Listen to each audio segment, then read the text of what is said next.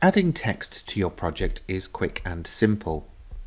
First, open the pattern library. Then, expand the text folder by tapping on it. Next, tap on the typeface that you would like to use in your project. You can now close the pattern library. Next, double tap on the text placeholder. Then change the text to whatever you would like it to read and tap on OK. From here you can do many other things with text, and I would encourage you to check out the editing shapes section of Canvas Workspace for Tablet Edition.